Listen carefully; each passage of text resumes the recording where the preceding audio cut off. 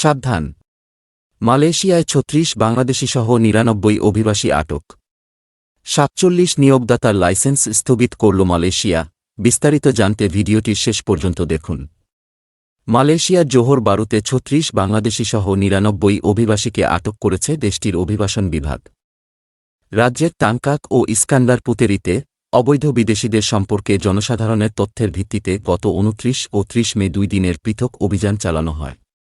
অভিযানে পারমিট না থাকায় এবং অভিবাসন আইন লঙ্ঘনের দায়ে স্থানীয় এক ব্যক্তিসহ মোট ৯৯ বিদেশিকে আটক করে জোহর ইমিগ্রেশন বিভাগ। এ বিষয়ে শুক্রবার জোহর স্টেট ইমিগ্রেশন ডিরেক্টর ভারপ্রাপ্ত মোহাম্মদ ফয়জল শামসুদ্দিন এক বিবৃতিতে বলেন, জোহর স্টেট মালয়েশিয়ান ইমিগ্রেশন ডিপার্টমেন্টের enforcement division Iskandar Puteri city council, Muar branch enforcement unit, রজাল মালয়েশিয়ান পুলিশ, আইপিডি টাংকাক যৌথভাবে এই অভিযান পরিচালনা করে। ইস্কান্দার পুটেরিতে অভিযানে মোট ৩৬ জন এবং টাংকাকে মোট ২৯৫ জন বিদেশি ও স্থানীয় নাগরিকের কাগজপত্র পরীক্ষা করা হয়। তিনি আরও জানান, ইস্কান্দার পুতেরিতে আটকদের মধ্যে ১০ জন মায়ানমার পুরুষ, ৬ জন মহিলা, ৩ জন থাই পুরুষ, ১ জন লাও মহিলা। আটকদের প্রত্যেকের বয়স ২৫ থেকে ৫৩ বছরের মধ্যে এবং ২১ বছর বয়সী একজন স্থানীয় ব্যক্তি যিনি প্রাঙ্গণের তত্ত্বাবধায়ক। টাংকাকে আটকদের মধ্যে ৩৬ জন বাংলাদেশি, ৫ নেপালি পুরুষ ও ৩ জন নারী, ১৩ জন পাকিস্তানি, ১২ জন মিয়ানমার, ৮ ভারতীয় এবং ১ জন কম্বোডিয়ান নারী।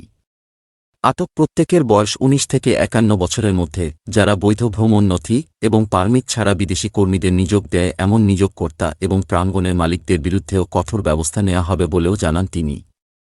৪৭ নিয়োগদাতার লাইসেন্স স্থগিত করল মালয়েশিয়া। মালয়েশিয়া ৪৭ নিয়োগদাতার লাইসেন্স স্থগিত করা হয়েছে বলে জানা গেছে। শুক্রবার মালয়েশিয়ার মানব সম্পদ মন্ত্রণালয়ের পক্ষ থেকে এক বিবৃতিতে বিষয়টি জানানো হয়। শনিবার থেকে আর কোনো শ্রমিক মালয়েশিয়ায় প্রবেশ করতে পারবেন না। তাই আগ মুহূর্তে শেষ সুযোগ হিসেবে দেশটিতে বিপুল পরিমাণ শ্রমিক নিয়ে গেছে নিয়োগকারী প্রতিষ্ঠানগুলো। অভিযোগ রয়েছে, বিদেশ থেকে শ্রমিক আনার পর তাদের বিমানবন্দর থেকে পুনর্বাসন করছে না নিয়োগকারী প্রতিষ্ঠানগুলো।